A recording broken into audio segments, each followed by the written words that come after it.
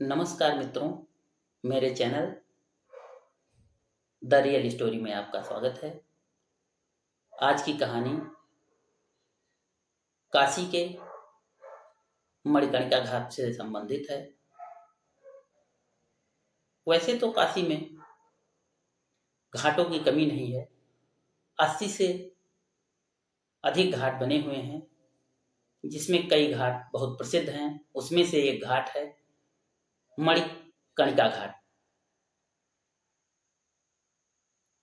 ऐसा माना जाता है, ऐसी मान्यता है कि जिस शव का अंतिम संस्कार मणिकर्णिका घाट पे होता है, उसको जीवन मरण के चक्र से मुक्ति मिल जाती है। मणिकर्णिका घाट शवों को जलाने के लिए प्रसिद्ध है। इस घाट पे हर रोज लगभग 300 से ज्यादा शवों का अंतिम संस्कार होता है और यह घाट लगभग 3000 सालों से ऐसे ही चल रहा है। सबसे बड़ी विशेषता इस घाट की ये है कि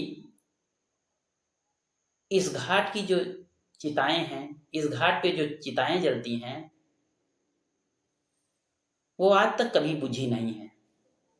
कहने का मतलब ये है कि एक चिता बुझती नहीं है कि दूसरी चिता में आग लग जाती है, और ऐसा 3000 सालों से भी अधिक समय से हो रहा है। इसका नाम मणिकर्णिका इसलिए पड़ा, एक कहानी है कि शंकर जी अपने भक्तों के अलावा माता पार्वती पर ध्यान नहीं दे रहे थे, हमेशा अपने भक्तों में उलझे रह रहे थे। तो माता पार्वती ने सोचा कि कैसे शंकर जी को अपने पास रखा जाए। तो उन्होंने अपने कान की बाली वहीं मणिकर्णिका घाट पे छिपा दी और शंकर जी से खोजने के लिए कहा कि शंकर जी उसको खोजेंगे और पाएंगे नहीं तो यहीं हमारे पास रुके रहेंगे। कान की बाली को मणिकर्ण कहा जाता है संस्कृत में, इसलिए इस घाट का नाम मणिकर्णिका घाट पड़ा। इस घाट को महाश्मशान घाट भी माना जाता है। एक मान्यता है कि भगवान शंकर ने माता पार्वती का दाह संस्कार इसी घाट मणिकर्णिका घाट पर ही किया था। यहाँ जिसका अंतिम संस्कार होता है उसको मोक्ष मिल जाता है, उसको जीवन मरण के चक्र से मुक्ति मिल जाती है। इस घाट की एक विशेषता और है, वैश्याओं का नृत्य। इस घाट के वैश्याओं का नृत्य बहुत फेमस है। मणिकर्णिका घाट में चैत्र नवरात्रि की अष्टमी को वैश्याओं के नृत्य का एक विशेष प्रोग्राम आयोजित किया जाता है। ऐसा इसलिए होता है कि जिससे उन्हें अगले जन्म में वैश्या ना बनना पड़े, वैश्या के जीवन से उन्हें मुक्ति मिल जाए। और ये नृत्य जलती हुई चिताओं के सामने होता है और इस नृत्य को देखने के लिए दूर दूर से लोग आते हैं। इस घाट की दूसरी विशेषता है चिता की राख से होली। जो शव जलाया जाता है उसकी जो राख बचती है उससे लोग होली खेलते हैं। फाल्गुन माह की एकादशी के दिन चिता की राख से होली की जाती है।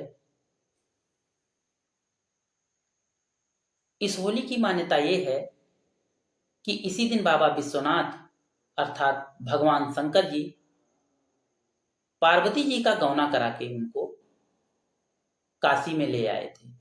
और जब गौना करा के भगवान शंकर काशी ला रहे थे उनको, तो उनकी डोली मणिकर्णिका घाट से होके जा रही थी।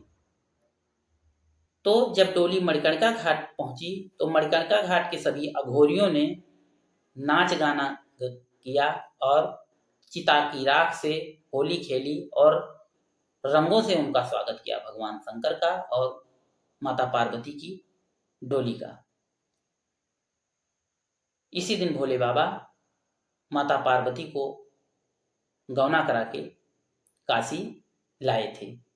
इस उपलक्ष्य में मसाने की होली मनाई जाती है, बहुत फेमस है। इस होली को अवघड़, सन्यासी और शंकर जी के भक्त लोग बहुत प्रेम से खेलते हैं। चिताओं की भस्म लगाते हैं, अपने ऊपर डालते हैं, एक दूसरे के ऊपर डालते हैं। और ऐसी अद्भुत होली दुनिया में काशी के अलावा और कहीं नहीं होती है।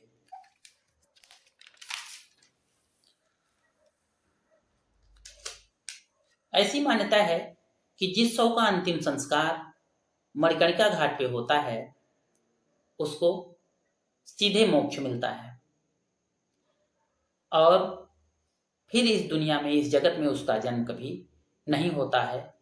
इस माया जाल से उसको मुक्ति मिल जाती है।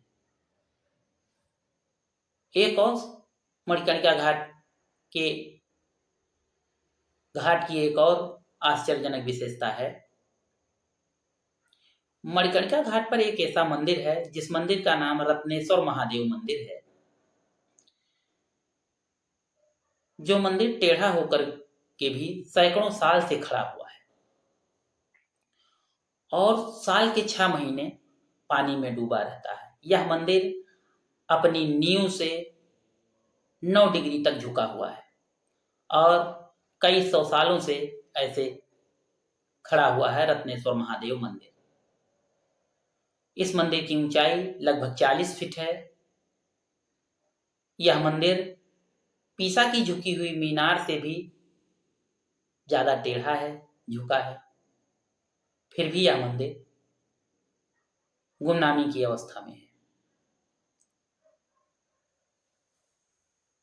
वैसे तो बनारस में घाटों की कमी नहीं है और भी कई घाट हैं, जैसे 80 घाट, जहां बनारस की गंगा जी की आरती बहुत फेमस है, हरिश्चंद्र घाट, मणिकर्णिका घाट आदि। लेकिन मणिकर्णिका घाट पे शवों का अंतिम संस्कार होता है और यहाँ की आग कभी बुझती नहीं है। एक कहावत है, बड़ी फेमस है काशी के लिए, राण साण सीढ़ी सन्यासी, इनसे बचो तो सेवे काशी। मतलब राण से मतलब जो महिला विधवा हो, साण से, सीढ़ी से और सन्यासी से। क्योंकि वहां घाट है तो घाटों की सीढ़ियां बनी है और घाट हैं, धार्मिक नगरी है तो सन्यासी भी हैं, साण भी हैं और साण है तो राण भी हैं। तो इनसे अगर आप बच गए सुरक्षित तो आप काशी में रह सकते हैं, अन्यथा नहीं रह सकते हैं। बाट, घाट, दान, पान, शंकर साड़ी, इनको चाहो तो आओ काशी। मतलब बाट अगर देखना है, पतली पतली गलियां देखनी है, घाट अगर देखने हैं, बनारस घाटों के लिए भी प्रसिद्ध है और अपनी गलियों के लिए प्रसिद्ध है। जिसको दान पुण्य करना है, जो पान का शौकीन है, पान खाना पसंद करता है, जो दान का शौकीन है, दान देना पसंद करता है, जो भगवान विश्वनाथ जी का, भोलेनाथ जी का दर्शन करने का शौकीन है, दर्शन करना चाहता है, जो बनारसी साड़ी का शौकीन है, इनको आप अगर पसंद करते हैं तो काशी आइए। गंगा जी का अगर दर्शन करना है, गंगा, नंगा, सिद्धि बुद्धि अगर चाहिए तो आओ काशी। गंगा जी का दर्शन करना है तो काशी आओ। नंगा बाबा का दर्शन करना है तो भी काशी आओ। कोई सिद्धि प्राप्त करना है, पूजा तपस्या करना है तो काशी आओ।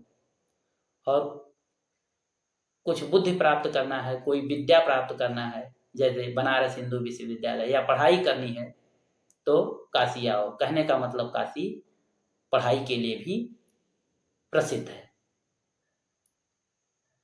आज की कहानी यहीं समाप्त होती है। अगले दिन आपसे एक नई कहानी के साथ मिलूंगा। धन्यवाद।